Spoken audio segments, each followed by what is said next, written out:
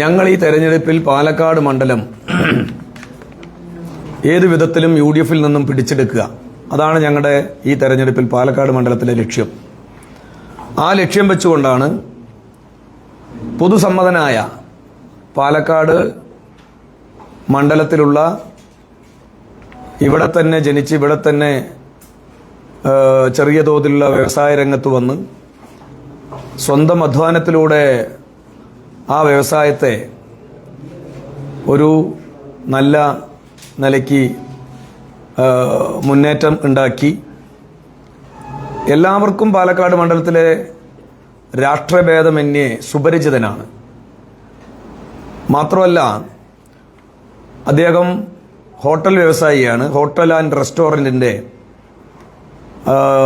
Unit പ്രസിഡന്റും പിന്നീട് പാലക്കാട് താലൂക്കിൻ്റെ പ്രസിഡന്റും പാലക്കാട് ജില്ലാ പ്രസിഡന്റും ഇപ്പോൾ ഹോട്ടൽ ആൻഡ് റെസ്റ്റോറൻറ്റ് അസോസിയേഷൻ്റെ സംസ്ഥാന ജനറൽ സെക്രട്ടറിയുമാണ്.